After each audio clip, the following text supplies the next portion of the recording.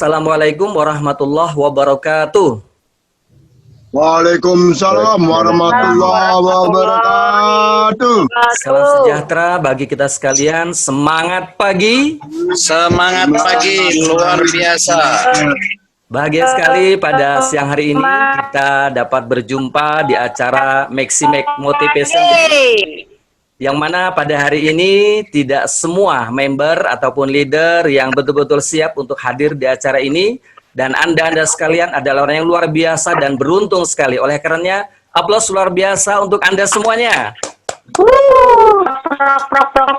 Oke Bapak Ibu, pada hari ini kita akan sama-sama belajar dengan seorang trainer yang sangat luar biasa, di mana beliau adalah seorang trainer yang sudah berpengalaman dalam membangun leader di berbagai perusahaan network marketing, Bapak Ibu ya. Dan pada kali ini kita akan sama-sama belajar dengan tema bagaimana sukses dalam bisnis MLM yang akan dibimbing, yang akan dimotivasi oleh seorang trainer yang sangat luar biasa, yaitu Bapak Andrian Hartanto SE, di mana beliau adalah seorang trainer yang sudah berpengalaman lebih dari 30 tahun di bidang karakter building dengan peserta 20.000 di seluruh Indonesia, baik dewasa maupun remaja, Bapak Ibu ya.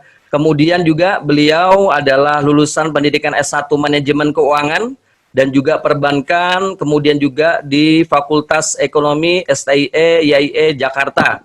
Dan pengalaman beliau dari tahun 1991 sampai dengan 1993 adalah sebagai sales SPT di PT Fortuna Prima Nusantara, yaitu sebuah MLM company. Kemudian juga di tahun 1993 sampai dengan 2011 beliau menjadi Sales Marketing Head of Training PT CNI atau juga sebuah MLM ya yang sangat terkenal sekali. Dan beliau juga tadi pesan dari Bapak Harisanto, CEO kita, beliau adalah merupakan salah satu trainer beliau juga yang telah melatih Bapak Harisanto sehingga menjadi orang sangat luar biasa.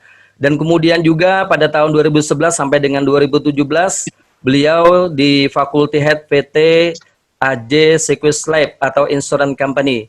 Baiklah Bapak Ibu, kita beruntung sekali pada hari ini kita bisa belajar dengan trainer yang sangat handal sekali.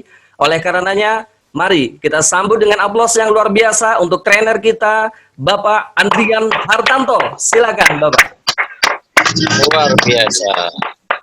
Oke, terima kasih Pak Aminuddin Borneo ya. Assalamualaikum Bapak Ibu sekalian. Waalaikumsalam. Waalaikumsalam warahmatullahi wabarakatuh. Saya ingin menyapa dulu seperti biasa kalau di MLM itu harus ada sapaan. Betul ya Bapak Ibu ya. Semangat pagi. Semangat pagi. Semangat pagi. Jos. Apa kabar Bapak Ibu sekalian? Hebat, luar biasa. Oh Dahsyat. Luar biasa, dahsyat ya. Oke, terima kasih Pak Amin sudah memperkenalkan diri saya.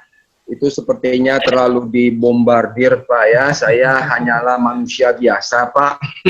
Ya, oke, tadi malam saya ditelepon sama Pak Hari. Pak Hari ini adalah teman baik saya, teman lama sekali, sudah puluhan tahun yang lalu. Memang berapa belakangan ini kita ketemu lagi di dunia maya seperti itu. Dan saya pada sore hari ini diminta oleh dia untuk memberikan sharingnya seperti itu, atau ya katakanlah inspirasi seperti itu kepada Bapak Ibu sekalian. Saya katakan, waduh ini apakah saya cocok atau layak untuk berbicara di depan member-member Maxi yang luar biasa ini, Bapak Ibu sekalian. Tapi akhirnya saya setujui ya, dan terima kasih atas kesempatannya. Ya mungkin pada waktu-waktu seperti ini Bapak Ibu sekalian, banyak orang yang sudah pergi ya untuk berlibur akhir tahun yang sangat panjang bersama keluarga dan lain sebagainya. Maka tadi saya lihat ada Bapak kita Pak Dewa Agung ya yang sedang ada di dalam mobil. Hati-hati Pak ya, hati-hati berkendara sambil mendengarkan teriakan saya, mungkin akan membuat tujuan Bapak lebih cepat sampai ke tujuan, seperti itu Pak. Ya, pada sore hari ini kita akan sama-sama sharing. Saya tidak bermaksud untuk ngajarin atau apapun namanya, ya kita punya ilmu, kita punya semangat, ya kita selayaknya lah kita berbagi kepada orang lain, ya. Oke, pada hari ini ya acara kita adalah Motivation Day. Saya tanya kepada Pak Hari, Pak Hari ini waktunya berapa lama? Dia bilang, ya terserah Bapak berapa lama. Saya bilang nggak bisa, saya harus tahu dulu biar saya bisa mempersiapkan materi dengan baik dan sebagainya. Dia bilang, ya kurang lebih 2 jam. Oke, ya. Sebetulnya tadi malam itu saya tidak ada gambaran apa-apa, belum punya materi, saya cuma chatting-chatting saja. Kemudian Pak Hari kasih saya websitenya, saya buka, dan akhirnya saya mencoba untuk membuat materi yang mudah-mudahan pada sore hari ini bisa bermanfaat sedikit banyaknya kepada Bapak Ibu sekalian yang sedang berjuang ya pada bisnis di MLM Maximax ini. Ya, ini tepat sekali, mungkin tahun 2020 ini kita akhiri, kita tutup tahun ini dengan satu semangat, dengan satu spirit gelora yang luar biasa untuk menyambut di tahun 2021. Ya, Bapak-Ibu sekalian, seperti kita ketahui bahwa di tahun 2020 ini, tentu tahun ini adalah tahun yang sangat berbeda sekali dengan tahun-tahun sebelumnya, di mana kita dihadapkan bukan hanya negara kita, bahkan di seluruh dunia menghadapi yang namanya pandemi dunia. Sehingga ini membuat seluruh sektor ya sendi-sendi ekonomi terpuruk. Tidak ada orang yang tidak mengalami dampak daripada pandemi ini, Bapak-Ibu sekalian. Tetapi di dalam kondisi sesulit apapun, pastilah tentu ada orang ya yang bisa mengambilkan kesempatan di balik setiap bencana atau kejadian. Nah, saya pikir Bapak Ibu yang ada di Maximax ini tentu bisa mengambil sebuah kesempatan yang luar biasa untuk terus bertahan agar kita tidak kita tidak terbawa oleh arus dalam kondisi yang tidak menentu, dan kita tentu berharap di tahun depan kita akan kembali pulih, kita mengadakan pelatihan, bisa bertatap muka, saling bersenda gurau, saling melihat, saling menyapa, itu kerinduan kita. Tapi saat ini kita tidak bisa lakukan itu, maka kita harus pelan-pelan, kita harus semua serba jarak jauh dan sebagainya, Bapak Ibu sekalian. Ya, oke, saya lanjutkan Bapak Ibu sekalian. Ya, ini perkenalan diri saya secara singkat. Tadi saya sudah dikenalkan oleh Bapak Aminuddin bahwa saya ya mungkin umur saya dengan Pak Hari mungkin kurang lebih ya 11-12 itu kurang lebih sama. Ya, saya terus terang saja saat ini saya sudah mencapai usia ya setengah abad Bapak Ibu sekalian, 50 tahun. Saya percaya di dalam Zoom ini ada di antara Bapak Ibu yang lebih berumur, lebih senior daripada saya, yang sudah mengenyam pengalaman makan asam garam yang lebih banyak daripada saya. Tapi tentu ada juga yang lebih muda daripada saya. Oleh karena itu, pada kesempatan sore hari ini kita sama-sama belajar untuk bagaimana kita bisa berhasil, kita bisa sukses di dalam hidup ini. Nah, ini profil saya secara singkat, Bapak Ibu sekalian. Ya, saya di dalam hidup saya 50 tahun ini, setelah saya tamat sekolah SMA, saya anak rantau dari Sumatera sana, pergi ke Jakarta, tidak punya pengalaman, tidak punya skill apa-apa, ya tidak punya modal, hanya modal nekat, dan itulah yang saya pertaruhkan di dalam hidup saya. Ya, dan hari ini Bapak Ibu sekalian, ya di dalam hidup saya selama saya bekerja dengan orang di dalam sebuah perusahaan atau sebuah organisasi, saya hanya hinggap ya bekerja di 3 perusahaan saja, dan saya pikir itu sebuah loyalitas yang sangat besar ya. Dari tahun 91 sampai 2017 saya bekerja di perusahaan ya, di 3 perusahaan itu dari tahun 91 sampai tahun 2017, cukup lama Bapak Ibu sekalian. Pertama sekali saya bekerja, pengalaman saya bekerja di MLM ini, ada sebuah perusahaan MLM yang sekarang sudah tidak ada, mungkin Bapak Ibu juga tidak pernah dengar. Ini perusahaan MLM dari Malaysia, ya. Saya bekerja di sana kurang lebih 2 tahun, namanya Fortune kalau Bapak Ibu kenal. Namanya Fortuna Prima Nusantara. Ini perusahaan luar biasa, disitulah saya digodok, yang saya orang kampung, yang tidak tahu apa-apa, yang pemalu, yang tidak mengerti, saya mulai belajar, Bapak Ibu sekalian. Karena saya pikir, kalau saya hidup di kota besar, kalau saya tidak belajar, saya tidak bisa bertahan, maka saya mungkin akan jadi gembel, jadi gelandangan, pengemis, dan sebagainya. Kemudian setelah itu saya dapat kesempatan bekerja lagi di sebuah perusahaan MLM. Saya mau pindah ke sana 93 sampai tahun 2011, Bapak Ibu sekalian, di sebuah perusahaan MLM yang mungkin Bapak Ibu pernah dengar atau pernah join di situ, namanya PT CNI ataupun Citra Nusa Insan Cemerlang. Selama 18 tahun saya bekerja mengabdi di situ di bidang sales, marketing, ya, dan lain sebagainya. Oke, kedengaran suara saya, Pak Aminuddin? Jelas? Jelas, Pak. Jelas, Pak ya? Jelas. Oke. Ya. Nah, di sini juga saya mendapatkan banyak ilmu kembali karena 18 tahun saya bekerja dan akhirnya waktu itu umur saya sekitar 40 tahun, saya berpikir usia saya 40 tahun, saya masih bekerja dengan orang lain, masih mengharapkan gaji salary dari orang lain, ya. Akhirnya saya memutuskan ada kesempatan saya pindah ke sebuah perusahaan yang berasuransi jiwa. Ya mungkin Bapak Ibu juga pernah dengar namanya asuransi jiwa Sequoia Life yang dulu namanya asuransi New York Life seperti itu. Ya, selama kurang lebih 6 tahun saya bekerja di situ. Apa daya Bapak Ibu sekalian, di tahun 2016 akhir saya dikasih kado sama Tuhan sebuah sakit. Kok sakit kok kado begitu ya? Saya diberikan sebuah penyakit yang cukup mengerikan bagi banyak orang.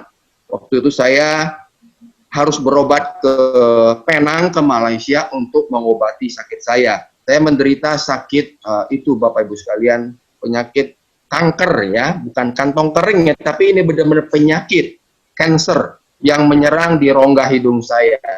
Kalau istilah kedokterannya adalah kanker nasofaring di dalam rongga hidung. Ya, 6 bulan saya berjuang untuk melawan sakit itu, ya bolak-balik Jakarta, Penang seperti itu. Akhirnya Bapak Ibu sekalian dengan semangat yang luar biasa, dengan daya juang yang luar biasa, akhirnya saya dipulihkan. Ya, dan akhirnya setelah itu, setelah saya sudah mulai agak sehat, saya putuskan, oke lah, saya harus keluar dari perusahaan ini, karena saya harus fokus kepada kesehatan saya untuk memelihara kesehatan saya. Nah, di tahun 2017 sampai dengan sekarang, saya memang tidak bekerja lagi di perusahaan manapun, tidak ada di dalam sebuah struktur organisasi, tapi dunia saya adalah dunia pengembangan sumber daya manusia, dunia pelatihan, ya, dunia training seperti itu, dan saya masih tetap menjadi seorang public trainer, walaupun saya tidak membuka untuk umum.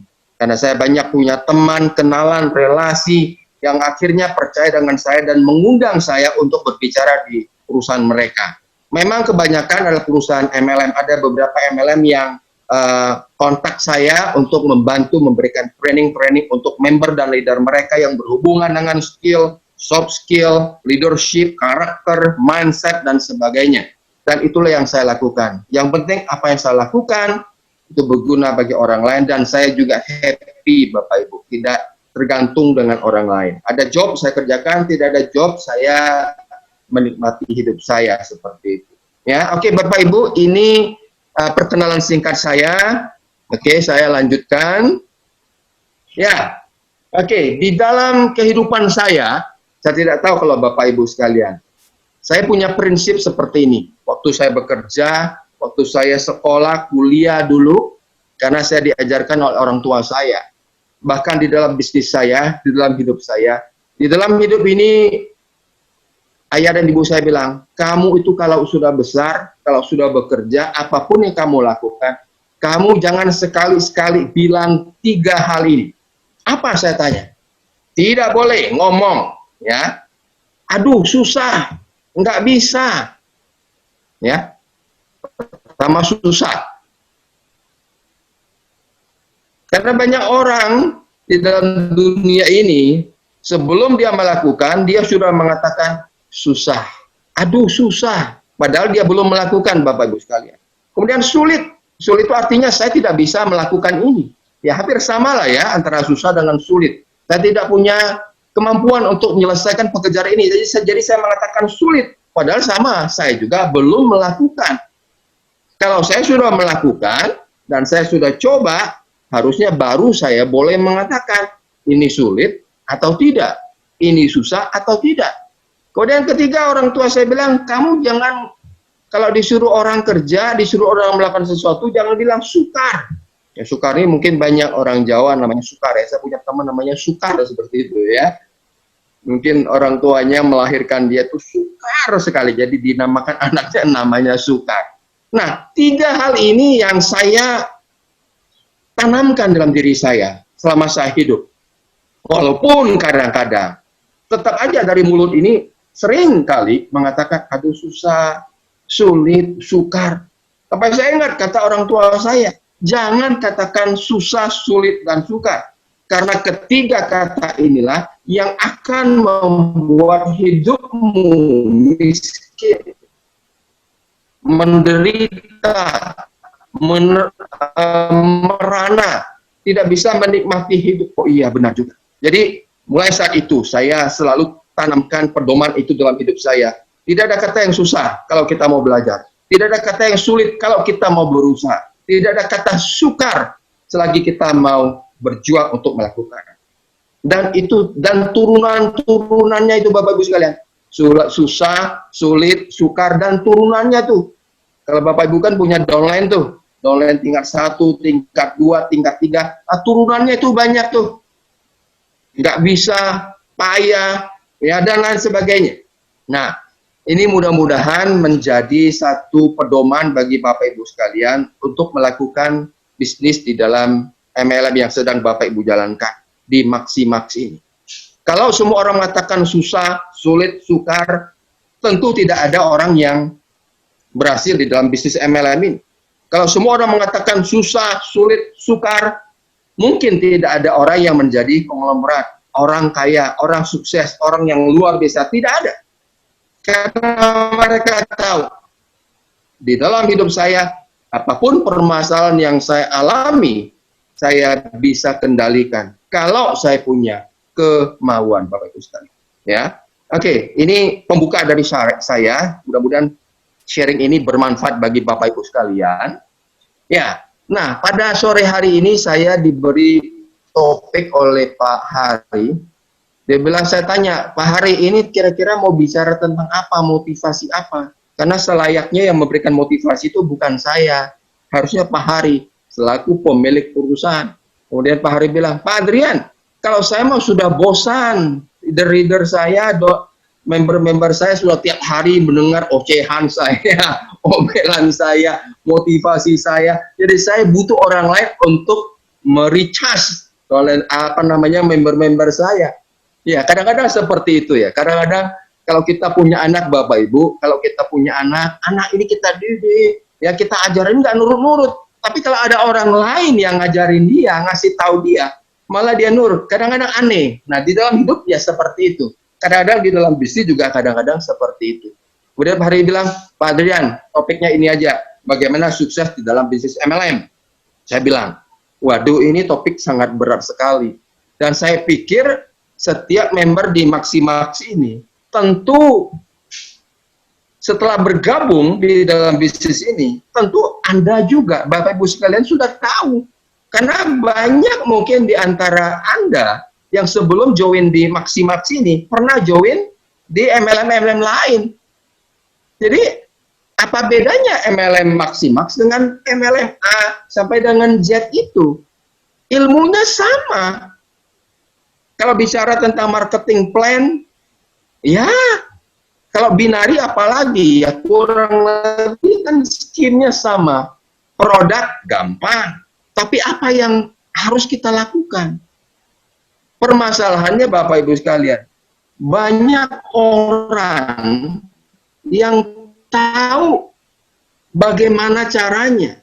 Sukses di MLM itu gampang. Bapak Ibu tidak usah dengarkan saya, habiskan waktu Bapak Ibu 2 jam dengerin saya pasang kuping lebar-lebar. Enggak perlu. Mungkin gampang sekarang dunia informasi teknologi begitu cepat. Klik aja di Google, di YouTube.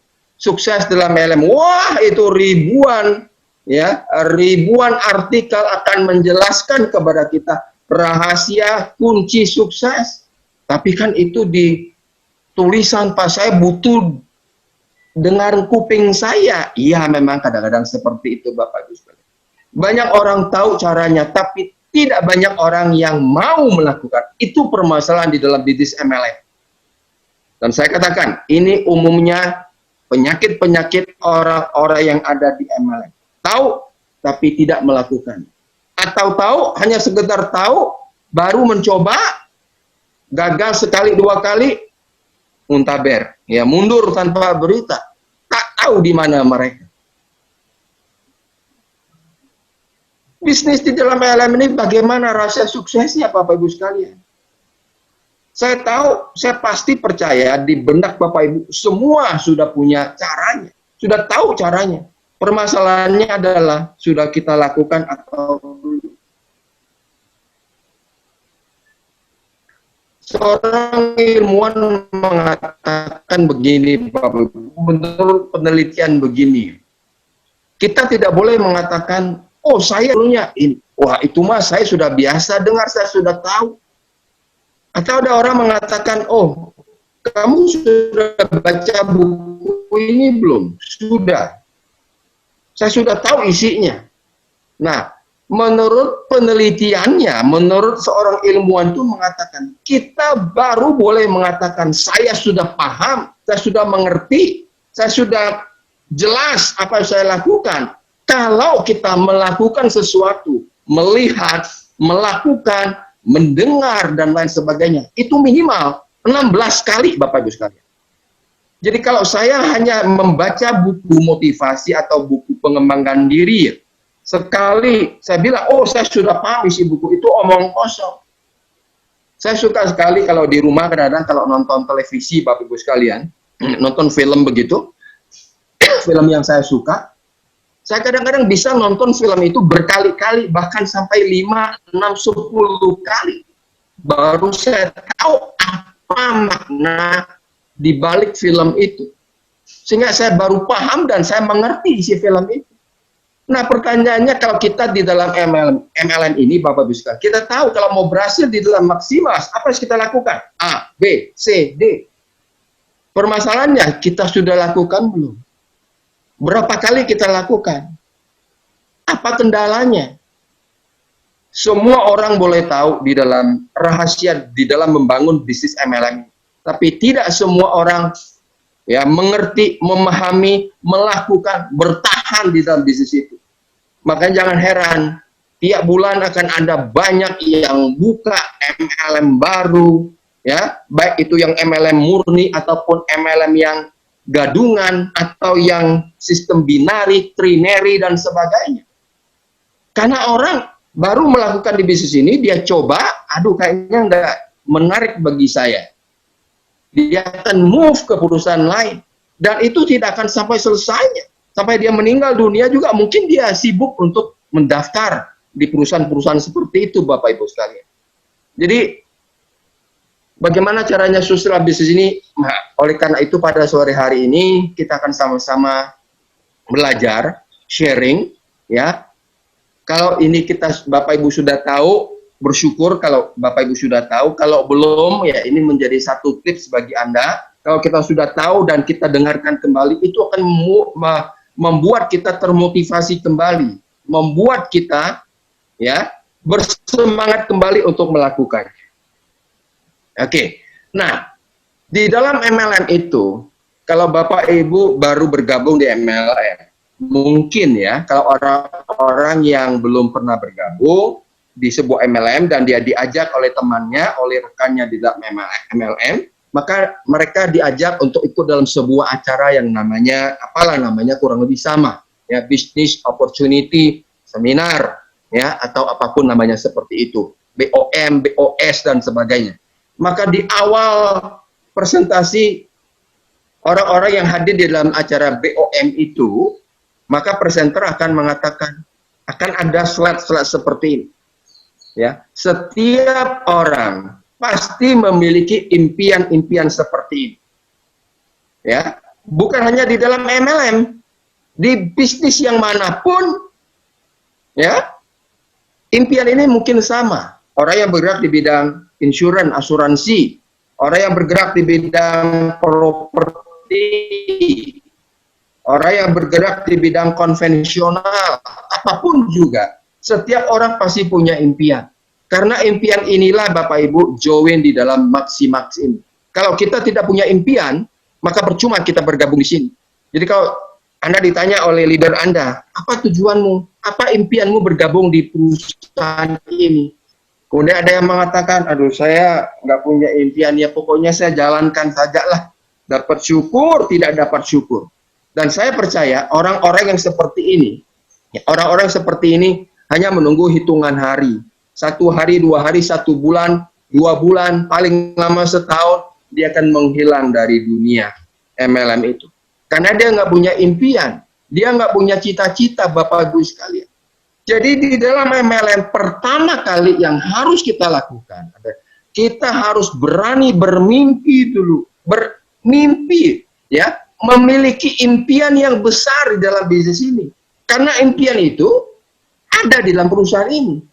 Masalahnya Anda bisa capai atau tidak, itu ada di tangan Anda, Bapak Ibu sekalian. Tidak ada orang yang bisa menjamin kita akan dapat mobil, kita akan pergi naik haji, kita akan keluar negeri setiap tahun, kita akan mendapatkan income yang ratusan juta. Bahkan owner Anda pun tidak bisa menjamin. Yang bisa menjamin itu semua adalah kita semua. Ada di genggaman kita. Kita mau meraihnya atau tidak. Mungkin kata-kata seperti yang saya ucapkan pada sore hari ini mungkin sudah basi di telinga Bapak Ibu sekalian. Sudah terlalu sering kita dengar. Tapi itulah hakikinya. Kalau ini kita tidak mengerti, kita tidak masukkan ke dalam pikiran dan hati kita, percuma. Saya umur 21 tahun sudah mengenal MLM. Di perusahaan-perusahaan MLM itu sudah begitu jutaan orang yang saya temui, yang saya tahu, yang saya kenal. Dari Sabang sampai Merauke, Bapak Ibu. Jadi kurang lebih saya tahu apa yang mereka lakukan.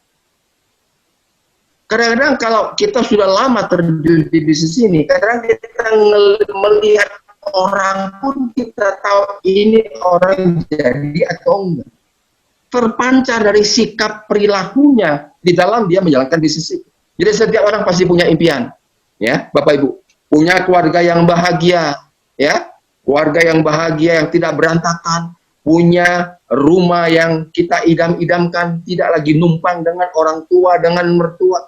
Ini impian kita. Pertanyaannya, apakah di Maximax disiapkan rumah mewah untuk membeli rumah? Ada. Bahkan di perusahaan-perusahaan MLM yang Bapak Ibu pernah ikuti, apakah di sana juga tersedia? Tersedia. Tapi masalahnya mungkin hari ini kita belum dapatkan. Sudah 5 MLM saya pernah ikuti. Mungkin Bapak Ibu bilang begitu. Sebelum saya masuk join di Maximax ini. Nah, hari ini bisnis ini sudah ada di depan mata Bapak Ibu. Apakah kita harus menunggu MLM yang ke-7, ke-8, ke-9, ke-20 baru kita mendapatkan impian rumah mewah dan keluarga bahagia? Mungkin umur kita sudah tidak cukup lagi untuk itu, Bapak Ibu sekalian.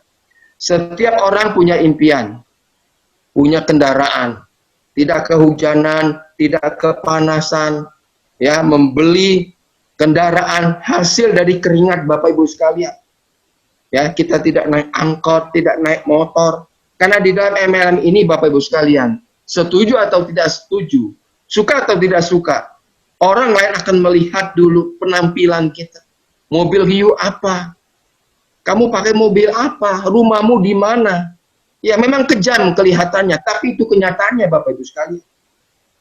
Mungkin sekarang karena Bapak Ibu baru mulai, baru merintis, mungkin harus 1 tahun, 2 tahun, 3 tahun yang akan datang Anda berjuang untuk mendapatkan itu, tidak masalah. Tapi yang jelas, impian. Kemudian yang ketiga, apa impiannya? Kita ingin nanti kalau kita sudah pensiun, umur 55, 60, 70 tahun, Bapak Ibu sekalian, kita bisa menikmati hidup kita. Kita mau pergi kemana, ya? Kita bisa hidup sehat karena produk dari Maximas juga tersedia untuk membuat kita sehat. Kita bisa keluar negeri setahun bisa 2 kali, 3 kali dari hasil jerih payah kita. Kita mau belahan dunia kemana bisa, ke Eropa, ke Amerika, ke Afrika, ke Antartika. Karena itu semua impian setiap orang. Orang-orang yang gembel, orang-orang yang tidak punya pekerjaan, yang mengemis di pinggir jalan pun, mereka juga punya impian seperti ini, Bapak Ibu sekalian. Jangan salah. Kemudian apa impian kita yang lain?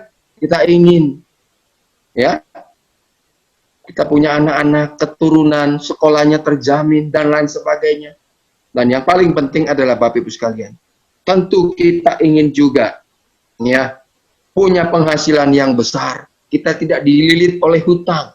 Kita tidak dililit oleh beban-beban yang kita tidak tahu kapan kita bisa lunasi. Mungkin Bapak Ibu bisa merasakan waktu Bapak Ibu susah, nggak punya uang, tidak punya tabungan, betapa sulitnya hidup ini. Bahkan kita harus rela mungkin meminjam dari orang lain, dari saudara kita sendiri, dan mungkin bahkan kita dikucilkan oleh orang-orang yang kita cintai, orang-orang yang kita kenal, karena kita tidak punya apa-apa. Dan tentu itu kita tidak mau terjadi lagi. Nah, hari ini Bapak Ibu sudah dihadapkan, sudah di depan mata. Semua itu tersedia. Permasalahannya Anda mau raih itu atau tidak. Ciputra mengatakan, almarhum Ciputra mengatakan, kalau kita memiliki impian, punya dream dalam hidup kita, itu artinya 50% keberhasilan kita itu sudah di tangan kita, Bapak Ibu sekalian. Bayangkan, baru hanya memiliki impian saja, itu sudah 50%. Berarti sudah setengahnya, sudah 50-nya. Kita di tangan, impian itu sudah di tangan kita. Nah, permasalahannya yang 50%-nya itu, kita mau tidak berjuang untuk meraih semua itu. Ya, jadi Bapak Ibu sekalian, kalau hari ini Anda bergabung di Maximax, perusahaan yang luar biasa dengan owner yang memiliki jam terbang yang sangat panjang, yang mengerti banget, yang mengerti betul apa yang harus dilakukan di dalam bisnis ini. Tentu Bapak Ibu tidak salah pilih, Bapak Ibu sekalian. Mari kita berjuang, karena waktu tidak akan menunggu, waktu tidak akan bisa berlama-lama, Bapak Ibu sekalian. Oke, nah ini ada sebuah ilustrasi yang luar biasa. Pada waktu saya jadi trainer di perusahaan asuransi jiwa, kalau di asuransi, kalau orang yang menjual asuransi Bapak Ibu bisa bayangkan, mereka menjual tidak ada barang sama sekali, hanya menjual selembar kertas, menjual janji. Kalau hari ini Bapak bergabung di dalam MLM Maxi, minimal ada produk yang Bapak Ibu bisa lihat kepada orang lain. Gimana dengan teman-teman kita, saudara kita yang berkarir di dalam asuransi? Mereka harus betul-betul lebih giat, lebih gigih untuk belajar. Hanya menjual kepercayaan dengan orang lain supaya orang menabung, ya, mengasuransikan keluarganya, ya, bisnisnya, kesehatannya, hidupnya, supaya dia mendapatkan income. Nah, slide ini sangat luar biasa, orang asuransi sangat suka sekali, dan saya pikir ini cocok juga untuk Bapak Ibu yang bergelut di bidang MLM, Bapak Ibu. Ceritanya begini, ini secara garis besarnya saja, Bapak Ibu sekalian. Judulnya adalah, apa yang terjadi bagi kebanyakan manusia setelah memasuki usia pensiun. Ini sebuah survei yang dibuat di Amerika sekian kurang lebih 30 tahun yang lalu, Bapak Ibu sekalian. Dan hasil survei ini sepertinya masih sangat up to date dengan kehidupan kita sekarang. Dan survei ini berlaku, artinya hasil ini berlaku, saya pikir untuk seluruh umat manusia di muka bumi ini. Apa yang terjadi bagi kebanyakan manusia pada waktu mereka mencapai usia 55 tahun? Kita tahu Bapak Ibu, orang Indonesia, saya bicara di Indonesia ya, orang yang bekerja dengan orang yang bekerja dulu ya, bukan yang berbisnis seperti Bapak Ibu. Orang yang bekerja di sebuah organisasi, di sebuah perusahaan, pada waktu dia masuk umur sekian, ada di perusahaan itu, dia hanya bekerja maksimal 55 tahun, Bapak Ibu sekalian. Ada mungkin yang lebih dari itu, karena dia punya keahlian, tapi itu tidak banyak. 55 tahun, kita harus pensiun dan memulai kehidupan yang baru. Nah, kalau kita lihat sepanjang hidup kita, Bapak Ibu sekalian, panjang hidup kita, dari kita ada di dalam kandungan ibu kita yang tercinta, sampai kita dipanggil oleh Yang Maha Kuasa. Saya mau minum dulu.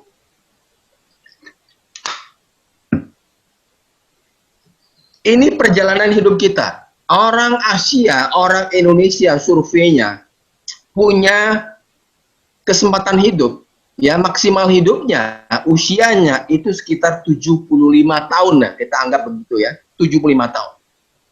Nah, selama 75 tahun itu kita tentu mengalami beberapa fase dalam kehidupan ini, Bapak Ibu. Yang pertama adalah fase di mana kita menjadi seorang bayi, ya balita dan masa anak-anak.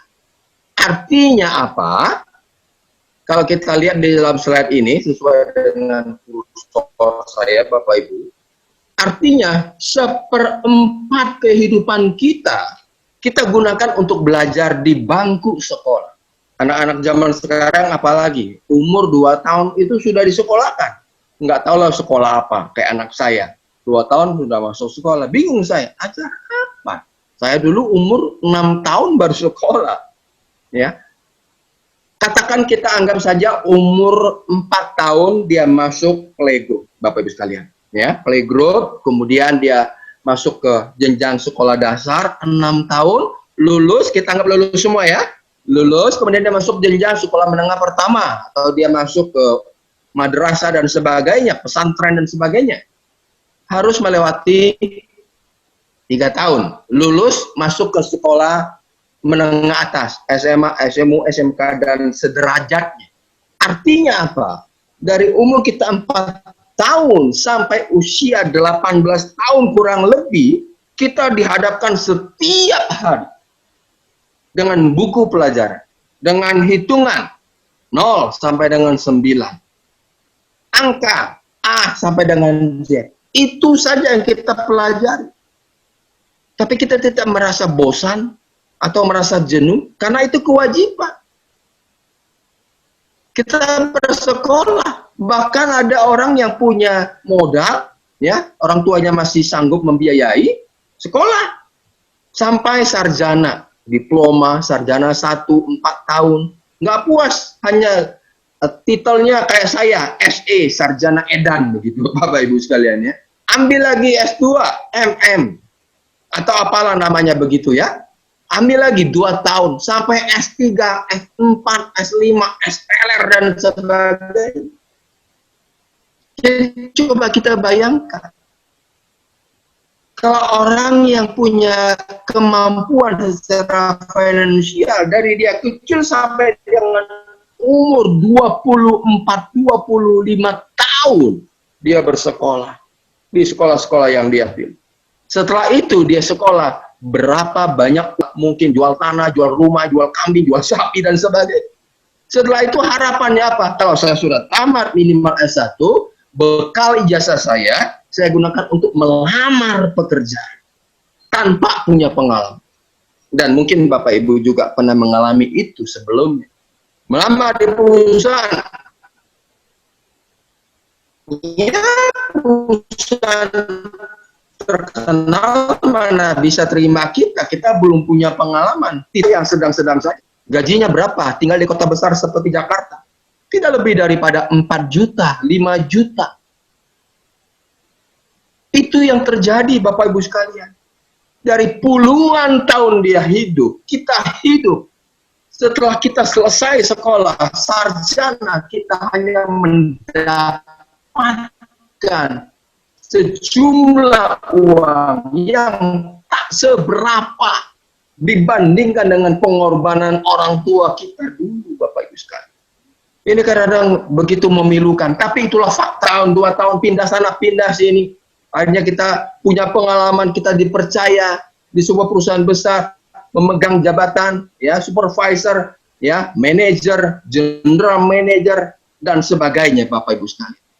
Akhirnya tanpa sadar, ya, setelah di tengah-tengah pekerjaan itu kita mulai berpikir untuk membangun rumah tangga, kita berkeluarga, ya, punya anak, tapi rumah masih ngontrak.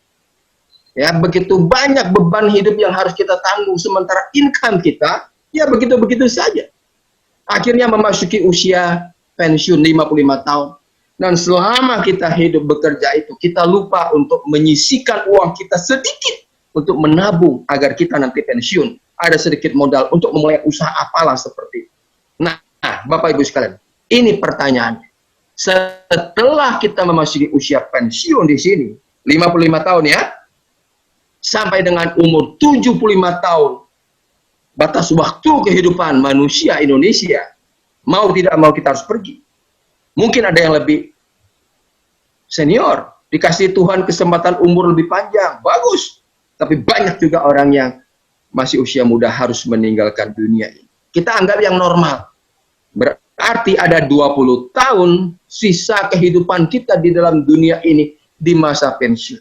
What next to do? Apa yang harus kita lakukan, Bapak Ibu sekalian, di dalam usia 20 tahun itu?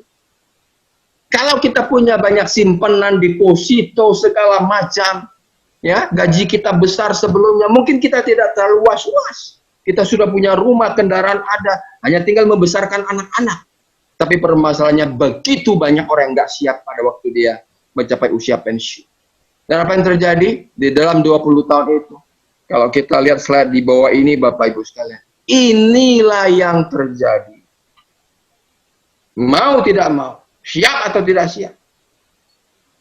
Jadi pada waktu mereka mencapai usia pensiun itu, menurut surveinya ya di Amerika sana, Bapak Ibu sekalian, ditemukan dari sekian ribu yang disurvei, waktu mereka mencapai usia 55 sampai usia 75 tahun itu, 36%-nya Bapak Ibu sekalian dari yang disurvei ya,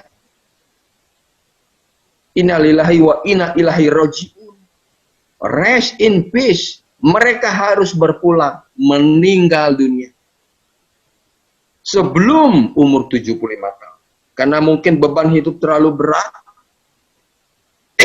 Mulai ada sakit sana, sakit sini yang tidak dirasakan, jantung, diabetes, dan sebagainya.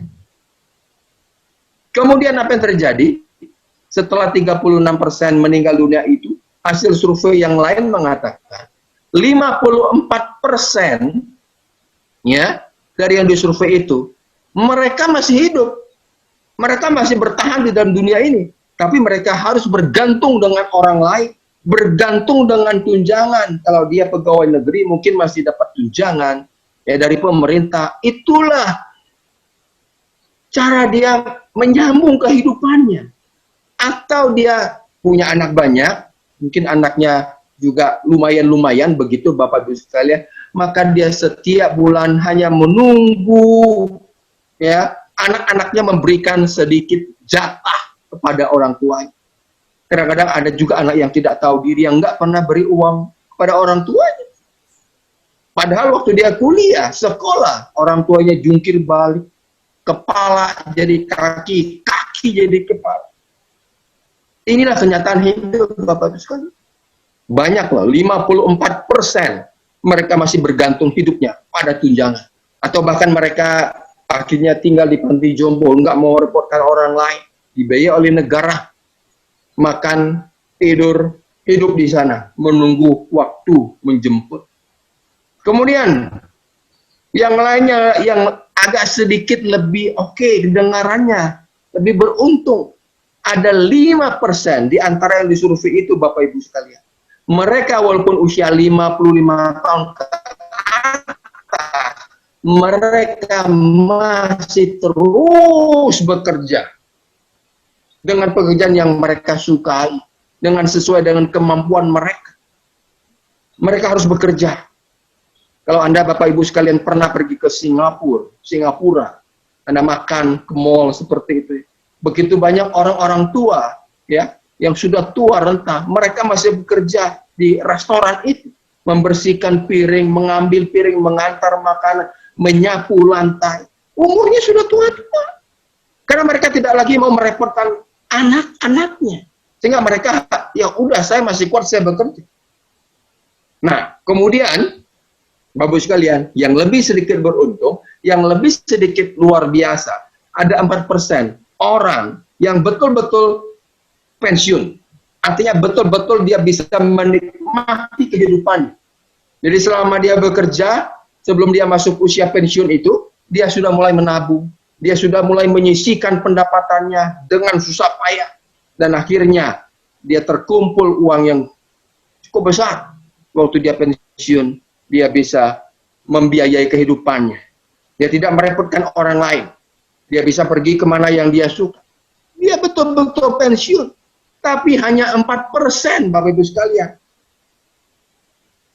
Dan yang lebih luar biasa adalah, yang lebih menakutkan, di antara di survei itu, Bapak Ibu sekalian, hanya ada 1%, enggak kelihatan ya, kepotong ya. Hanya ada 1% yang betul-betul kaya, makmur, sukses, bergelimpangan harta. Coba kita lihat. Inilah faktanya Bapak Ibu sekalian.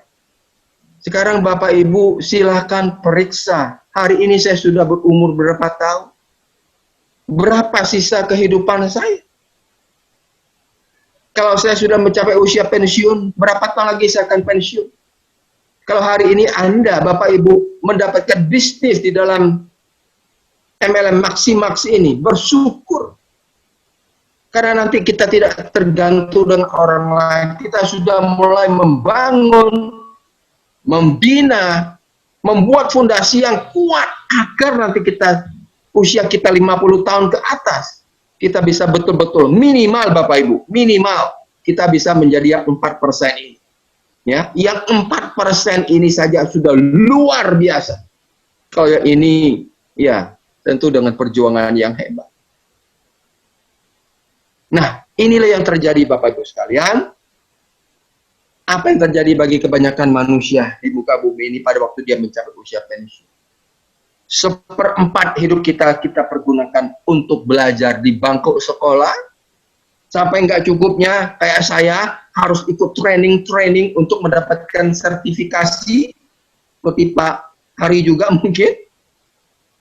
Ya, dan 1/4 kehidupan kita, setengah dari total kehidupan saya itu digunakan untuk bekerja. Dan kalau saya memutuskan 47 tahun saya berhenti bekerja, itu sepertinya sudah terlambat untuk membangun sebuah bisnis. Tapi tidak apa-apa, lebih baik terlambat daripada tidak sama sekali Bapak Ibu sekalian. Karena saya dulu waktu saya bekerja, saya sibuk. Saya bekerja, saya tidak menjalankan bisnisnya. Nah sekarang saya tidak bekerja di MLM manapun, ya saya mulai mencoba ya menjalankan bisnis MLM itu. Walaupun memang tidak segampang yang saya bayangkan. Waktu saya training seperti ini, nggak gampang. Tapi itu tantangannya Bapak Ibu sekalian. Oke? Ya. Nah, Bapak Ibu sekalian, mari kita lihat Bapak Ibu. Ini adalah gambar orang yang sedang di dalam arena pertandingan yang namanya perlombaan maraton. Tahu maraton Bapak Ibu ya? Yaitu perlombaan lari jarak jauh.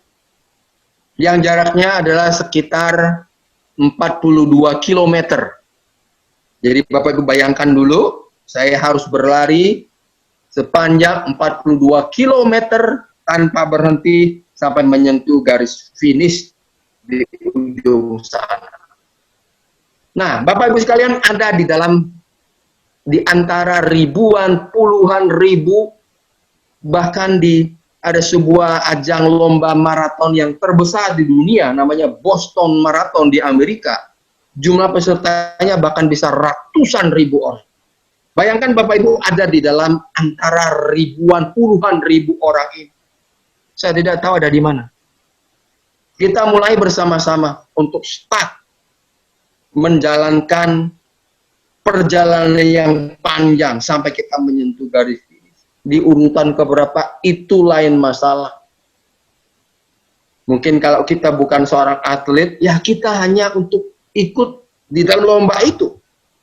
Kecuali kalau Anda seorang atlet yang betul-betul di dalam benaknya harus sampai di finish menjadi nomor sekian. Tapi mungkin kita tidak punya seperti itu. Nah, Bapak Ibu sekalian, kalau Anda, Bapak Ibu ada di dalam perlombaan maraton itu, tentulah Anda harus mempersiapkan diri dengan sebaik mungkin. Apalagi kalau kita orang profesional. Tidak mungkin hanya sekedar ikut-ikutan. Kita harus punya apa, Bapak Ibu?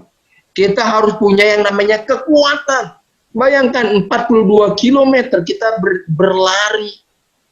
Jangankan 42 kilo, Bapak Ibu sekalian. 1 kilo saja sekarang kalau saya lari, kaki saya sudah nggak kuat. Udah linu semua itu, karena faktor U ya, faktor umur. Dan saya berhenti sejenak, baru melanjutkan perjalanan. Jadi Bapak Ibu bisa bayangkan, atlet-atlet profesional itu, 42 kilo itu, kalau dia nggak punya kekuatan, ya nggak punya power yang luar biasa, nggak mungkin dia bisa sampai.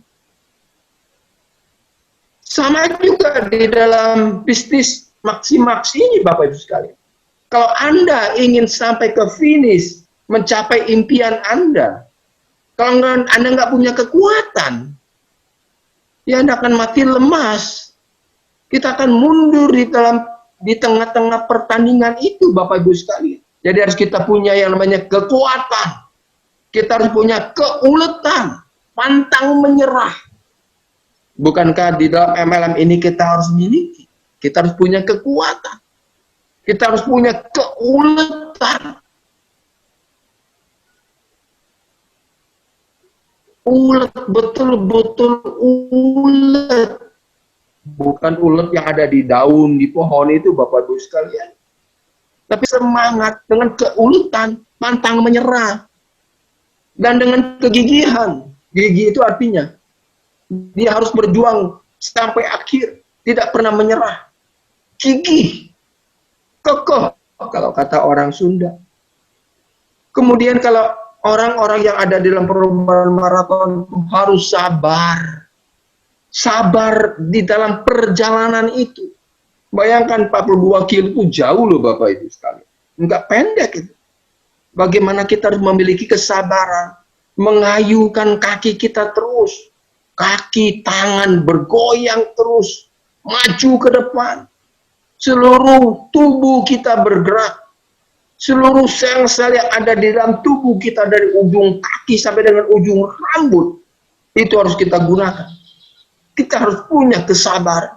Dan juga tidak pentingnya fokus. Banyak orang gagal dalam bisnis apapun karena kehilangan fokus. Fokusnya tidak tajam, fokusnya tidak kuat. Maka inilah yang penyebab utama orang gagal. Apapun yang kita lakukan, Bapak Ibu sekalian. Kemudian kita harus punya yang namanya strategi. Kapan kita harus cepat, kapan kita harus lambat, melihat sekeliling kita.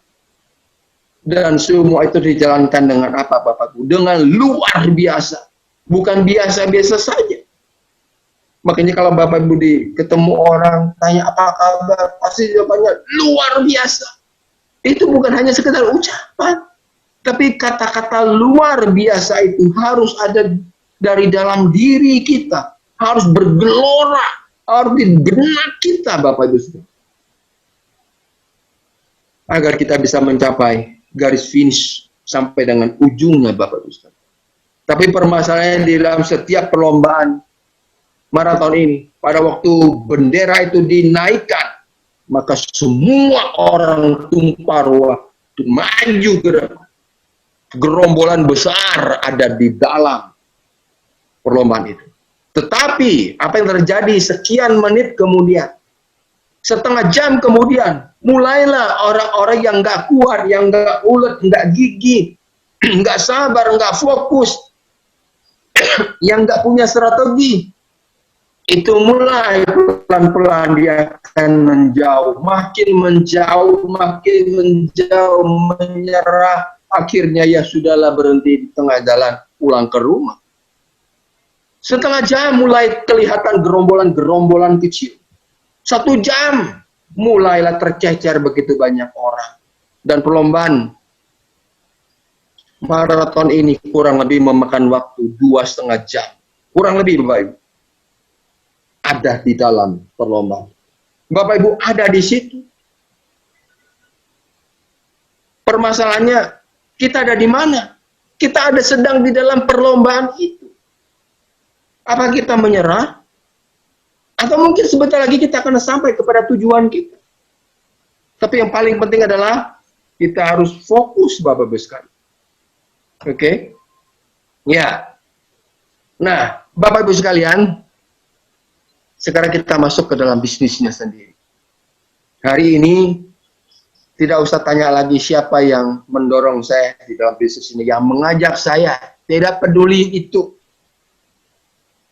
Yang penting hari ini Anda sudah ada di dalam perlombaan ini bersama-sama. Pertanyaan saya adalah, Bapak Ibu sekalian, Bapak Ibu bangga nggak dengan profesi Bapak Ibu? Saya percaya apa cita-citanya, tidak ada yang mengatakan, oh saya ingin jadi member, distributor di sebuah perusahaan MLM. Nggak ada.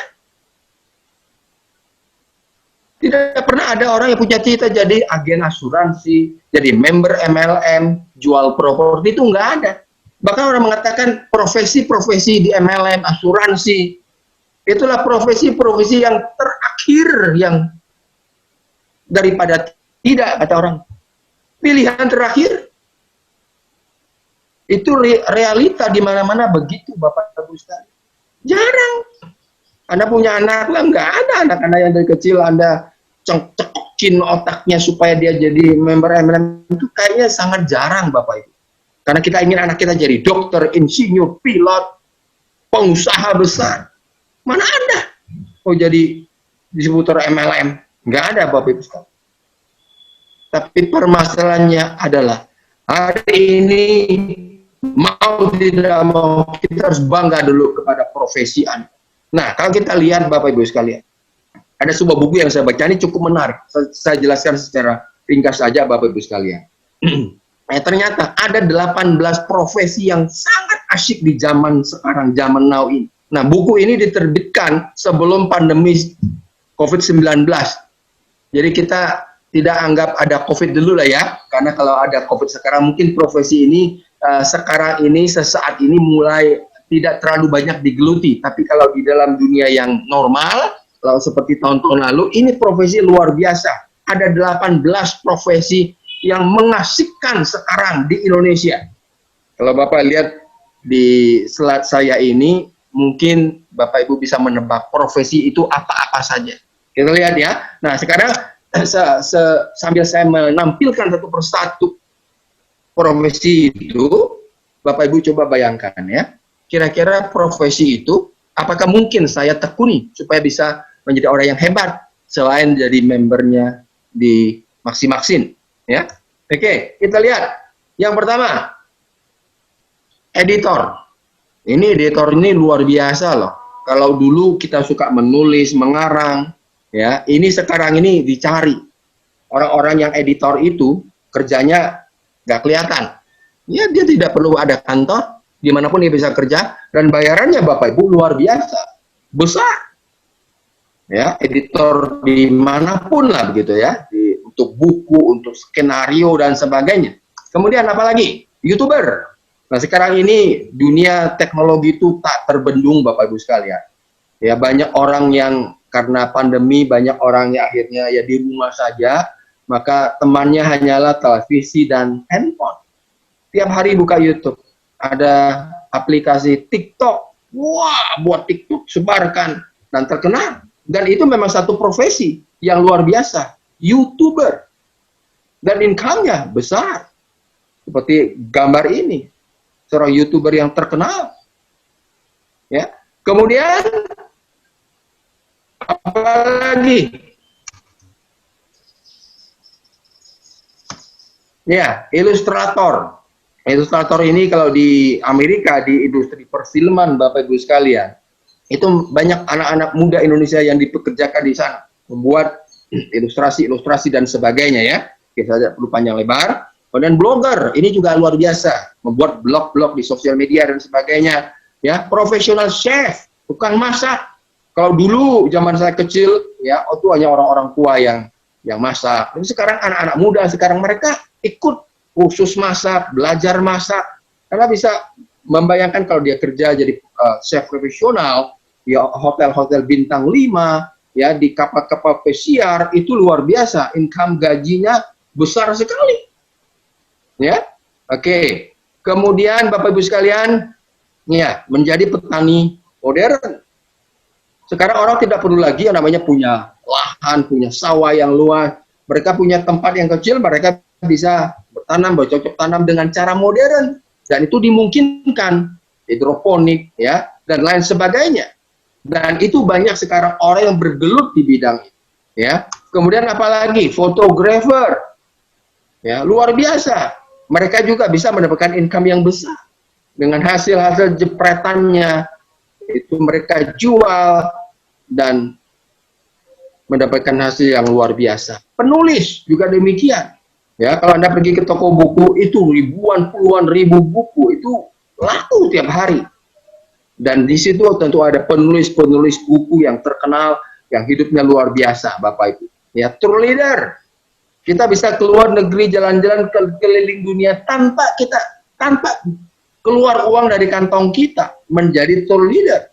Tapi sayang sekarang, ya setahun ini, mungkin profesi ini agak redup karena tidak banyak ya grup-grup tour dimanapun, ya karena kondisi lagi tidak memungkinkan, Bapak Ibu sekalian. Barista, orang yang meracik minuman, kopi. Coba Bapak Ibu lihat di sekeliling komplek Anda, dekat rumah Anda, ya di sudut-sudut kota, itu begitu banyak sekali kedai-kedai kopi yang buka, dan banyak anak-anak muda yang bekerja di sana. Ya, dengan pengetahuan, pengalaman yang luar biasa, keahlian mereka, sehingga mendatangkan income yang besar bagi mereka, Bapak Ibu sekalian. Terus apa lagi? Artis, ya ini juga tidak kalah hebatnya, ya kalau Bapak Ibu nanti tentu Bapak Ibu harus berdandan luar biasa, ya, apalagi yang perempuan, ya sekali panggil itu tukang dandan itu minimal ya, kalau yang oke punya minimal 1 juta, hanya 2 jam memoles muka, bayangkan begitu luar. Ini profesi Bapak Ibu. Terus apa lagi? Komika. Ya, berapa tahun belakangan ini juga sangat terkenal dan sangat banyak peminatnya, dan ini juga bisa menjadi ladang bagi anak-anak muda untuk mendapatkan pekerjaan. Daripada bekerja dengan orang lain, lebih baik dia jadi komika seperti itu. Tapi harus punya kemampuan terlebih dahulu. Kemudian fashion designer juga hebat. Apalagi Bapak Ibu, atlet profesional. Menjadi atlet sekarang itu beda dengan atlet zaman dulu. Kalau sekarang dihargai, ya walaupun mungkin tidak sehebat di luar negeri, ya kayak pemain sepak bola yang disewa, dikontrak itu miliaran, dalam satu pekan bisa bermiliar-miliar gajinya. Beda dengan mungkin di Indonesia. Tapi ada cabang-cabang olahraga lain yang mungkin bisa menjadi ladang ya untuk kita hidup, ya hidup sukses seperti itu. Terus menjadi gamer profesional, ini juga hebat. Ya hanya bermain game online bisa mendatangkan uang Bapak Ibu sekalian. Terus jadi endorser Instagram, karena sosial media sekarang luar biasa, penggunanya meningkat. Jadi banyak orang-orang menjadi endorser di Instagram, di Facebook, di Twitter dan sebagainya. Nah, ini adalah profesi yang sedang Bapak Ibu jalankan, yaitu entrepreneur, menjadi seorang pengusaha, pebisnis di dalam MLM Maximax ini, Bapak Ibu sekalian. Jadi profesi ini sebetulnya sudah dari zaman dahulu kala sudah ada, tapi sekarang mungkin jauh lebih mudah, lebih gampang untuk dijalankan karena semua sudah tersedia. Kalau zaman dulu ya susah, harus punya modal. Dalam bisnis ini apakah Anda perlu modal? Perlu. Walaupun mungkin modalnya tidak seberapa dibandingkan kalau Anda membuka salon, membuka restoran, membuka bengkel. Ini adalah entrepreneur. Pengusaha, Anda berusaha sendiri, Bapak Ibu sekalian. Jadi, hidup mati kita, berhasil atau gagal kita, di dalam bisnis ini, kita sudah diberikan menjadi seorang entrepreneur. Seorang yang berusaha. Jadi gaji kita, income kita, pendapatan kita, apa yang kita miliki, itu akan dibayar kalau kita melakukan. Kalau tidak, ya tidak ada orang yang perusahaan yang memberikan komisi kepada kita kalau kita tidak bergerak, kalau kita tidak berjalan. Nah, satu lagi Bapak Ibu sekalian, ini juga menyejukkan hati saya. Ternyata profesi yang saya jalankan hari ini, ya, dari sekian tahun yang lalu, menjadi seorang motivator, seorang pembicara, menjadi seorang speaker, apapun lah namanya Bapak Ibu sekalian. Ini juga bisa menjadi satu ladang penghasilan yang besar. Seperti, nah ini ya gambar Ari Ginanjar, masternya ESQ. Dulu kita kenal berapa tahun yang lalu ada Bapak Mario Teguh. Sekali dia tampil di TV, bayarannya luar biasa. Banyak sekali pembicara-pembicara hebat di Indonesia. Bahkan orang yang nggak punya bekal, nggak punya kemampuan pun mencoba-coba untuk menjadi pembicara. Tapi nggak tahu jelas hasil pembicaraan seperti apa Bapak Ibu. Nah, Bapak Ibu sekalian, profesi-profesi ini ada di negara kita. Ya, Bapak Ibu sekalian. Jadi sekarang permasalahannya, Bapak Ibu sudah memutuskan menjadi seorang entrepreneur.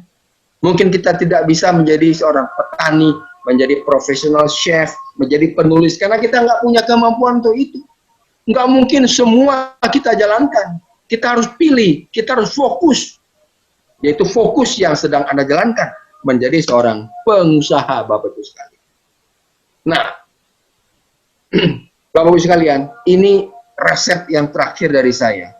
Saya pikir ini semua Bapak Ibu sudah pernah tahu, sudah pernah dapatkan ini. Saya cuma mencoba untuk mengulang kembali agar betul-betul masuk ke dalam benak Bapak Ibu sekalian, ya, menjadi sebuah hal yang luar biasa.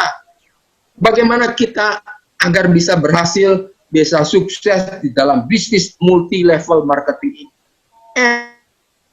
MLM. Dari namanya juga Bapak Ibu sekalian, ini bisnis mengandalkan yang namanya jaringan. Kalau kita tidak punya jaringan, kita tidak punya downline, maka kita tidak cocok di dalam bisnis ini. Ada orang mengatakan, apa itu MLM? MLM, mendekat lalu menular. Nah, itu cuma guyonan saja Bapak Ibu sekalian ya.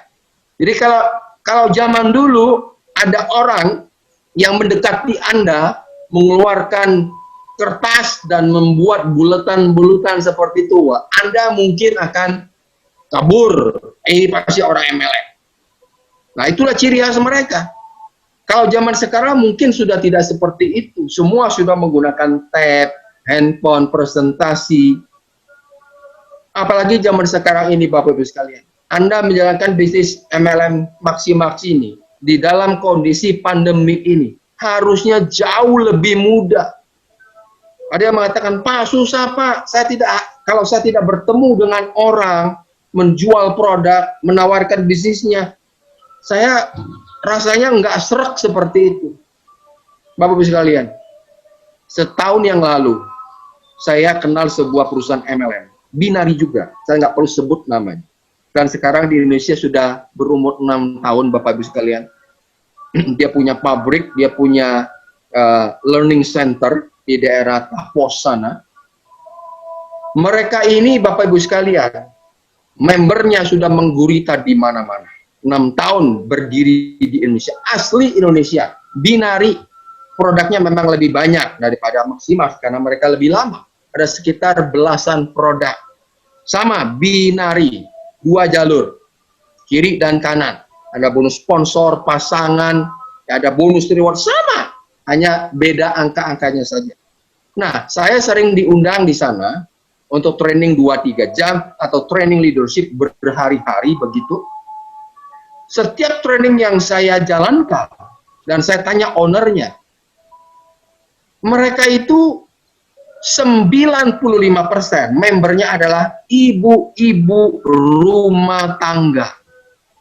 Saya tidak tahu di dalam Maximas komposisi seperti itu. Mungkin lebih banyak perempuan ya, di mana-mana kayaknya seperti itu, apalagi di asuransi. Lebih banyak perempuan daripada laki-laki. Karena katanya kalau perempuan itu lebih gigih, lebih sungguh-sungguh, lebih sabar begitu dibandingkan laki-laki begitu ya. Saya tidak tahu lah seperti itu. Nah, saudara sekalian, Bapak Ibu sekalian, Bapak Ibu tahu tidak bagaimana mereka menjalankan bisnis mereka? Dan hari ini posisi yang tertinggi itu namanya Crown. Ya, Royal Crown namanya. Itu ada sekitar 100 member di seluruh Indonesia. Dan mereka bahkan antara upline dan downline itu tidak pernah kenal sama sekali. Hanya di dalam sosmed. Tiap hari saya lihat statusnya di FB. Hanya memposting ya tentang bisnis mereka. Dengan kata-kata yang aneh-aneh, yang nyeleneh kadang-kadang. Tapi itulah cara mereka. Tapi mereka nggak menipu loh Bapak Ibu sekalian. Mereka kasih produknya. Setiap mereka jualan, uang-uang yang mereka dapatkan dari menjual produk itu mereka posting di Facebook mereka. Setiap mereka mendapatkan reward penghargaan, mereka foto, mereka mereka live. Itu saja pekerjaannya setiap hari. Dan itu mereka lakukan di sela-sela pekerjaan utama mereka sebagai ibu rumah tangga. Saya tanya, bisa? Bisa Pak. Dan luar biasa. Apalagi di tengah kondisi seperti ini, mereka semua jalankan cara seperti itu dan berhasil. Jadi dunia sekarang itu jauh lebih gampang dibandingkan 10-20 tahun yang akan datang, Bapak Ibu sekalian. Jadi kalau ada orang gagal dalam bisnis MLM, itu saya kadang-kadang tidak paham. Bukan orang itu gagal, tidak ada orang gagal dalam MLM, tidak ada sebetulnya. Mereka belum menemukan cara yang terbaik saja untuk memulai bisnis itu, untuk menjalankan bisnis itu. Nah, oke, Bapak sekalian. Nah, bagaimana agar kita bisa sukses dalam MLM? Kiat-kiatnya seperti ini. Yang pertama, Bapak Ibu harus pilih dan pelajari MLM itu ya dengan seksama. Ya. Pilih, Bapak Ibu kan sudah memilih nih, memilih Maximax, ya, memilih PT Maximax, ya, sukses makmur sebagai mitra Anda berbisnis untuk mewujudkan impian-impian Anda. Anda sudah pilih. Jangan katakan saya salah pilih, Pak. Jangan. Itu pilihan Anda. Kalau Anda sudah memilih, Anda harus bertanggung jawab. Setelah Anda pilih, pelajari MLM ini dengan sebaik-baiknya. Jangan Anda bilang, Pak, apa bedanya MLM dengan MLM lain? MLM ini dengan MLM lain? Setiap MLM punya ciri khas masing-masing. Punya perbedaan, nggak bisa disamakan. Lihat legalitasnya. Apakah perusahaan ini sudah legal?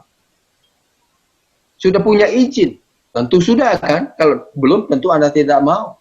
Ya, perusahaan ini punya visi tidak? Visinya jelas, saya lihat di website ada. Visinya jelas, misinya jelas. Jadi yang pertama, Bapak Ibu sekalian sudah tepat. Anda sudah memilih perusahaan MLM yang benar, yang jelas. Ada kantornya, ada fisik kantornya, ada manajemennya, ada sistem di dalamnya. Pokoknya udah, jangan pikirkan yang lain. Wah, ini jangan-jangan cuma numpang nama. Kalau Anda masih bergelut dengan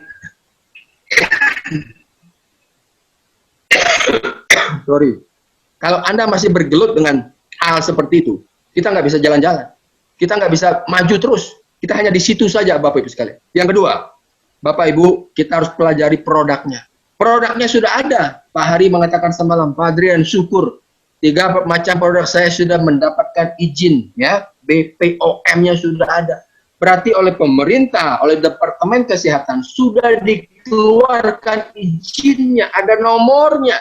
Berarti produk ini sah dan bisa diedarkan di Indonesia, bahkan di luar negeri sana. Produk harus Anda pelajari. Kalau Anda tidak mempelajari produknya, saya bingung gimana cara Anda menjualnya. Pelajari dengan baik. Ya, kalau perlu Anda harus memakai dulu, self consume, mencoba.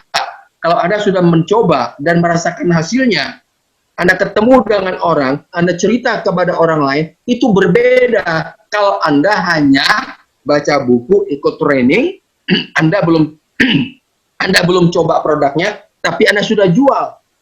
Beda, semangatnya berbeda Bapak Ibu sekalian. Makanya pentingnya di dalam MLM itu yang namanya self consume dulu. Tahu dulu, coba dulu rasanya, manfaatnya seperti apa. Baru kita pasarkan kepada orang lain. Yang ketiga Bapak Ibu, pelajari dan pahami ya kompensasi yang diberikan. Marketing plan-nya seperti apa? Jelas tidak? Kalau jelas, bagus. Dan saya sekilas membaca marketing plan yang ada di Maximax ini, luar biasa. Begitu banyak ya hadiah, bonus, reward, bonus, komisi yang disediakan untuk Anda. Saya mencatat banyak sekali. Saya jujur katakan, saya pernah ikut training, memberikan training di beberapa perusahaan binari khususnya ya. Ini tidak selengkap yang diberikan oleh Maxim sampai dengan bonus ya, macam-macam ya, bonus pembinaan. Paling kalau di perusahaan lain itu punya paling hanya 4-5 macam bonus, tapi di sini bisa begitu banyak sekali. Oke, kemudian yang keempat adalah Bapak Ibu harus tentukan dulu target pasarnya dengan tepat. Produknya Anda sudah tahu. Untuk apa fungsinya, Anda harus ada di dalam benak Anda Bapak Ibu sekalian. Anda harus jelas kira-kira produk ini segmen pasarnya ke siapa. Jadi Anda, Bapak Ibu, harus buat segmentasi dulu. Ini cocoknya untuk siapa? Nah, dari segmentasi itu, baru Bapak, Ibu, memulai menjalankan, menawarkan produk ini. Jangan setiap orang yang Anda temui, Anda tawarkan. Itu akan membuang waktu. Percuma, itu akan membuat down kita. Ya. Buat segmentasi dulu, walaupun kadang-kadang segmen ini belum tentu benar ya, tapi nggak apa-apa, kita coba dulu. Kadang-kadang segmen kita sudah tepat, tapi orang itu nggak mau beli. Kita merasa orang itu nggak mampu, nggak cocok, dia beli dan cocok. Kadang-kadang MLM itu aneh bin ajaib Bapak Ibu sekarang. Ya. Kemudian berikutnya, setelah Anda mencoba jual, menawarkan produk yang Anda punya itu, mulailah Anda membangun jaringan. Kembangkan jaringan. Ya, kalau Anda tidak punya jaringan, ya Anda nggak punya bonus apa-apa. Gimana mau mendapatkan bonus kalau jaringannya tidak ada? Sama ibarat Anda punya sebuah restoran, enak, supaya omset Anda meningkat, ya Anda harus pikirkan, Anda buat franchise, Anda buka cabang di mana-mana, maka omset Anda luar biasa. Itu caranya, kita buka cabang, kita buka downline baru, buka keran yang baru. Tentu kita nggak sanggup kalau sendirian menjual sendiri, nggak bisa, ya. Oke, kemudian yang berikutnya mungkin sedikit aneh, tapi pengalaman saya puluhan tahun di dalam MLM yang saya temui ini kadang-kadang kita harus iakan sekali-sekali. Kita untuk memulai ya, jangan melibatkan keluarga, saudara ataupun teman dekat. Maksudnya begini. Kebanyakan orang kalau dia bergabung di sebuah MLM, yang dia tawarkan produk pertama kali, yang dia ajak berbisnis dari nolnya pertama kali, pastilah orang-orang dekat dia. Siapa? Saudara-saudara dekat dia, keluarganya. Ya, keluarga dari istrinya, keluarga dari dianya, atau sebaliknya. Atau teman-teman dekat dia, teman sekolah, teman kerja dia, dan sebagainya. Ini orang-orang yang setiap hari bergelut, berkomunikasi dengan Anda. Nah, Anda coba tawarkan itu. Dan kebanyakannya, apa reaksi orang-orang yang dekat dengan Anda pada waktu Anda cerita? Oh, saya join di MLM. Saya punya produk, ini bagus segala macam. Apalagi kalau orang yang belum punya pengalaman, ya, langsung aja, ya, BTL, ya, batak tembak langsung. Nggak ada basa-basinya. Habislah. Maka mulailah, ya, apa namanya, lecehan, ocehan, hinaan orang lain. Wah, sekarang gara-gara pandemi, ya, perusahaan mengurangi karyawan, sekarang mulai bisnis ini. Wah, mulai dia ngomong kepada orang lain. Nah, ini terjadi di mana-mana. Orang-orang dekat kita itu bisa menjadi balok-balok penghalang bagi kita. Nah, kalau orang itu nggak kuat, kalau Bapak Ibu kita nggak kuat mentalnya, apa yang terjadi? Kita akan down, kita akan lemah semangat kita. Oh iya ya, ternyata susah. Maka tadi kata-kata itu sulit, sukar, ya, dan turunannya itu kembali muncul dalam pikiran kita. Ya, Bapak Ibu sekalian, jangan libatkan mereka dulu. Tapi kalau Anda mau coba dulu libatkan, lihat reaksinya dulu, silakan, nggak apa-apa. Mungkin aja ada keluargamu, saudaramu, teman dekatmu yang mendukung dan mau beli atau join. Tapi kebanyakannya persentasenya sangat kecil. Orang-orang itu akan mendekat kepada kita pada waktu kita sudah berhasil dengan mobil mewah kita, dengan uang income yang besar, dengan penampilan kita. Baru mereka datang, pinjam uang, dan sebagainya. Itu biasa cerita di MLM seperti itu dari zaman dahulu kala. Jadi kalau kita nggak kuat mentalnya, lebih baik kita cari orang-orang di luar sana. Banyak Bapak Ibu.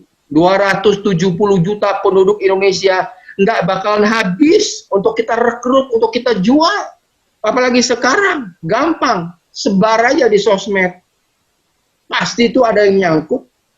Pasti ada. Abaikan yang tidak mau. Fokus kepada yang mau. Itu saja prinsipnya.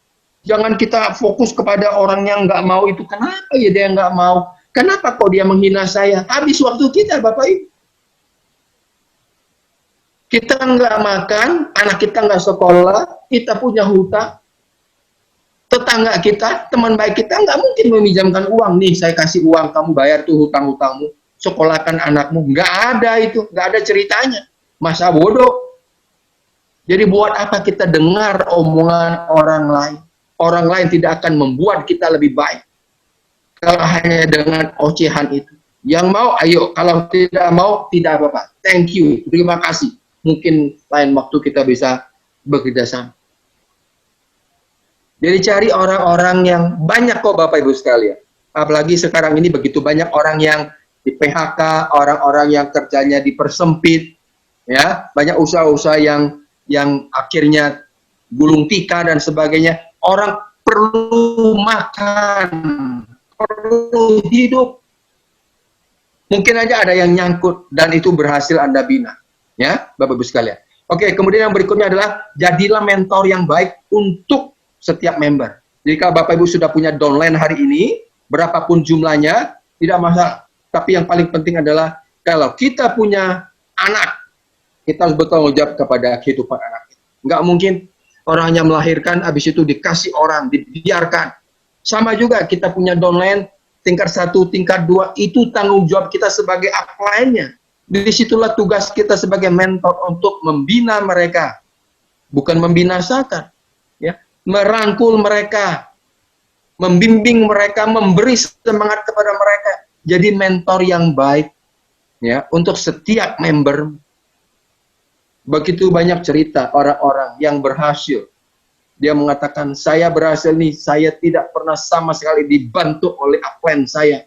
Tidak pernah dilirik, ya, disupport sama sekali oleh leader saya. Saya berjuang sendirian. Kalau kita sebagai upline-nya waktu saat itu, betapa hancurnya hati kita. Karena kita punya ya berlian, tapi berlian itu kita tidak asah. Kita tidak buat menjadi betul-betul berlian yang mahal. Setelah jadi berlian, kita baru menyesal, Bapak Ibu sekalian. Jadi jadilah mentor yang terbaik untuk mereka. Kita kadang-kadang, Bapak Ibu, banyak orang waktu dia memprospek seseorang, wah kata-kata indah, kata-kata manis, bualan, wah, tercurah ke kuping orang yang kita prospek itu. Wah, nanti kalau kamu begini, saya akan tepani kamu. Setelah dia bergabung, wassalam, tidak tahu kemana. Dan itu tentu kita tidak mau seperti itu, Bapak Ibu sekalian. Kita punya downline, kita harus bina sampai dia berhasil. Karena keberhasilan downline, ya, keberhasilan kita tidak akan ada artinya kalau orang-orang kita rekrut itu tidak berhasil. Oke, kemudian temui lebih banyak orang dalam setiap hari untuk sharing produk dan bisnis. Nah, kalau kita tidak dalam kondisi pandemi, Bapak Ibu, nanti tahun depan ya, pagi-pagi kita keluar rumah, kalau Anda yang sudah full time di bisnis ini, sampai dengan Anda pulang ke rumah Anda, kita catat sudah berapa banyak orang yang saya temui hari ini untuk saya ajak bicara. Apakah itu untuk memperkenalkan produknya atau memperkenalkan bisnisnya? 2 orang, 5 orang, atau 10 orang. Semakin banyak orang yang kita informasikan, yang kita temui, semakin bagus. Rasionya akan semakin besar. Rasionya itu sama. Ya, 80-20. Kalau 100 orang Bapak Ibu temui dalam 1 minggu, katakan dalam 1 bulan, 100 prospek ya, yang nyantol jadi downline Anda, yang nyantol jadi konsumen Anda, itu paling banyak mentok cuma 20% Bapak Ibu sekalian. Yang 80%-nya itu, wah, itu ngusir Anda, mengusir kita, udah saya nggak punya waktu, nanti saja saya pikir-pikir dulu, nanti saya tanya suami saya tanya istri saya, aduh saya lagi banyak kebutuhan, 1001 macam alasan, yang 80%-nya itu. Jadi kalau Bapak Ibu ingin mendapatkan yang 20% itu, ya harus banyak yang kita temui. Sama di asuransi juga gitu. 20 orang yang saya temui hari ini, yang berhasil closing itu, beli polis dari saya, itu cuma 2 orang. Jadi bayangkan gimana caranya kalau saya tidak ketemu banyak orang. Saya nggak akan closing. Gimana caranya Bapak Ibu bisa dapatkan downline baru, konsumen baru, kalau tidak banyak ketemu orang. Ya ketemu itu kan banyak macamnya. Bisa offline, bisa online. Berapa banyak kita WA orang untuk tanya kabar dan sebagainya, Bapak Ibu sekalian. Jadi temui banyak orang. Oke, kemudian yang berikutnya adalah manfaatkan teknologi yang ada, Bapak Ibu sekalian. Pak Hari bilang setiap minggu itu ada acara training namanya digital marketing. Itu bagus. Kalau dulu tuh mana ada digital marketing. Semua orang jualannya itu masih sangat konvensional. Harus ketemu orang, bahkan door to door. Sekarang kan semua digital marketing, semua di online kan. Nah ini waktu yang tepat bagi Anda. Nah untuk menjadi seorang digital marketing yang baik, tentu Anda harus punya ilmu. Punya keahlian gimana caranya. Ada trainingnya Bapak Ibu sekalian. Kemudian yang berikutnya adalah jadilah konsultan bagi pembeli dan member. Yang seperti saya katakan, konsultan. Kalau saya punya downline nggak jalan-jalan, bukan saya marahin. Saya harus panggil dia. Saya tanya, ngomong baik-baik. Konsultasikan. Anda harus coaching dia. Permasalahannya apa? Harus buat grup-grup meeting untuk grup Anda sendiri. Rutin nggak dilakukan. Anda buat Zoom seperti ini, Bapak Ibu sekalian, apakah harus menunggu Pak Hari? Oke, kita minggu depan ada Zoom ya, ini topiknya. Tapi selebih itu kita nggak pernah melakukan Zoom, padahal kita punya downline. Downline itu kita bisa buat Zoom sendiri. Ya, karena yang tahu permasalahan grup kita adalah kita, bukan perusahaan, Bapak Ibu. Jadi konsultan itu sangat penting, apalagi Bapak Ibu sudah jadi seorang upline, jadi seorang leader. Dan yang terakhir adalah, ya, yang paling penting adalah dari semua itu, kita semua sudah lakukan, ya, kita harus terus berusaha. Tidak ada kata yang tidak bisa kita lakukan selagi kita mau berusaha, ya, berikhtiar, berjanji dengan diri kita, dan tidak kalah penting juga adalah kita berdoa kepada Sang Maha Kuasa yang di atas sana. Dia yang menentukan. Kita sudah berjuang, sudah bekerja, tapi kalau Tuhan belum mengizinkan kita untuk mendapatkan rezeki, ya seumur hidup kita nggak akan dapatkan itu. Tapi yang paling penting adalah usaha, ikhtiar, dan berdoa. Itu sangat penting, Bapak Ibu sekalian. Ya, nah sekarang Bapak Ibu, Anda sudah tahu bagaimana caranya untuk mengambil sikap untuk sukses di dalam bisnis masing-masing. Ya, semua sama. Nah, sebelum saya menutup sharing saya pada sore hari ini, ada sebuah cerita singkat Bapak Ibu sekalian. Mungkin Bapak Ibu pernah mendengar, ya. Kalau pernah mendengar, jadi sebuah semangat lagi. Kalau belum pernah mendengar, ini bagus untuk kita di dalam bisnis ini, Bapak Ibu sekalian. Ya, cerita ini sudah zaman dahulu kala di sebuah negara India namanya, Bapak Ibu sekalian. Di sana itu di zaman dulu masih hidup yang namanya kerajaan-kerajaan, banyak raja-raja di sana. Nah, pada satu hari sang raja ini sudah tua umurnya, ya. Maka dia punya anak perempuan belum menikah. Maka sang raja ini dengan gelisah, ya, dia sangat khawatir anaknya ini siapa menjadi calon suaminya siapa. Sementara dia sudah tua, nggak ada yang bisa meneruskan kerajaan itu. Nah, pada satu ketika sang raja itu, ya, di kampung itu, dia membuat sebuah sayembara, Bapak Ibu, sebuah perlombaan sayembara, ya, siapa yang berhasil menang dalam sayembara itu, maka apapun yang diinginkan oleh yang pemenang itu diberikan oleh sang raja. Ya, raja itu kan sangat kaya, ya. Yang menang dalam perlombaan itu, yang berhasil bisa menikah dengan anaknya. Kemudian apapun yang diinginkan bisa diberikan, ya. Maka akhirnya dibuatlah sayembara itu, diumumkan kepada orang-orang di kampung di daerah itu, selebaran dan sebagainya, sehingga begitu banyak orang yang membaca. Ada sayembara, raja membuat sayembara, ya. Ditentukan harinya. Nah, sayembaranya itu begini, Bapak Ibu sekalian. Pada hari hanya itu, akhirnya orang-orang yang ada di kampung itu yang sudah mendaftar ataupun yang belum mendaftar, ya, diajak di sebuah tempat di belakang rumahnya sangat luas, ada sebuah kolam. Nah, kolam itu kurang lebih panjangnya sekitar 50 meter. Nah, kolam itu bukan kolam renang, Bapak Ibu, tapi kolam hewan. Nah, di dalam kolam renang itu ada begitu banyak yang namanya buaya, krokodil. Bukan buaya darat, Bapak Ibu, ya. Buaya beneran, buayanya besar-besar. Dan itu buaya kelaparan sekali kelihatan. Dikasih ayam, langsung diserbu.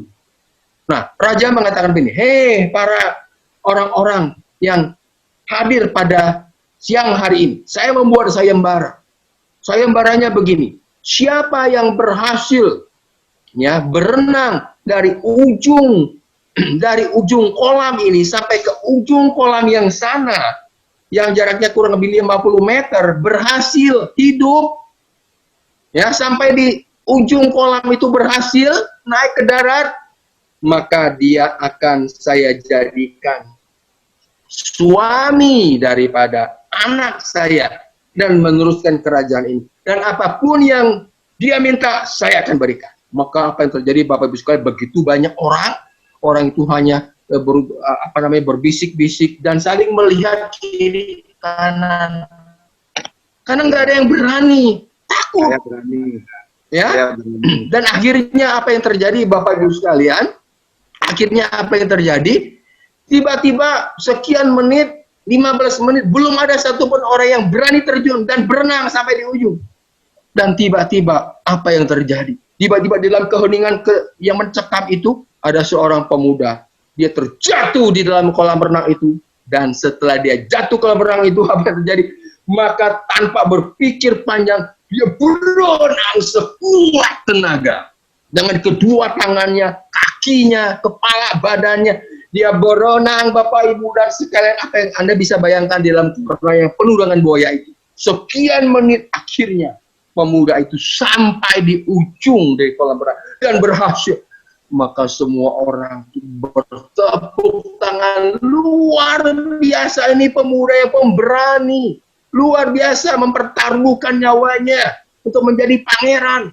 Maka akhirnya pemuda itu sampai di ujung kolam renang itu, dia sampai tersengal-sengal, napasnya sudah mau habis dengan begitu kelelahannya luar biasa. Akhirnya sang raja itu mendekati, ya, pemuda itu.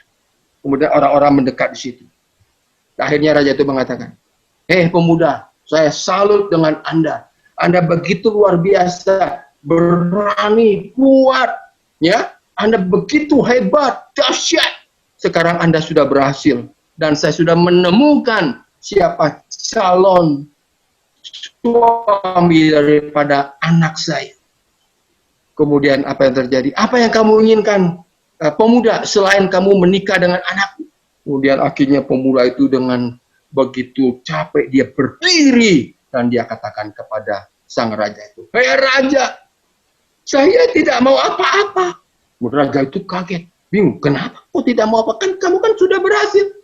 Terus apa yang kamu mau? Saya nggak mau apa-apa. Siapa yang dorong saya? Yang saya mau tahu, siapa yang mendorong saya? Mendorong saya itu. Jadi Bapak Ibu, dia cuma hanya mau tahu siapa yang mendorong. Jadi rupanya dia terjun tadi bukan karena kemauan dan keberanian dia, tapi karena ada orang yang menceburkan dia ke kolam renang itu, dan dengan tenaga yang mudahnya dia sampai di ujung sana. Apa makna cerita ini Bapak Ibu sekalian? Hari ini Bapak Ibu yang hadir di dalam Zoom saya dan ribuan member maksi-maksi yang lain sudah ada di dalam kolam renang, bukan kolam renang ya, kolam yang penuh dengan buaya ini.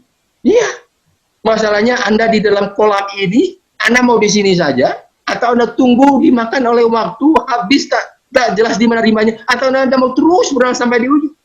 Dan kalau sudah sampai di ujung sana, Anda pasti akan mendapatkan yang menjadi hak Anda, Bapak Ibu. Bapak Ibu, omset miliaran tidak mungkin bisa dicapai dengan mental recehan. Setuju ya? Nggak mungkin kita ingin punya omset yang besar, komisi yang besar, miliaran, sementara kita masih memelihara mental recehan di dalam hidup kita.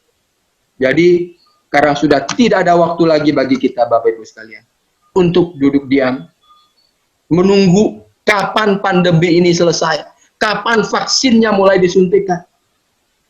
Kalau kita terus menunggu seperti itu, kita akan mati dimakan oleh buaya tadi, Bapak Ibu sekalian. Jangan tunggu itu, yang penting adalah kita harus action, bergerak, maju ke depan, supaya kita bisa mencapai hasil yang luar biasa.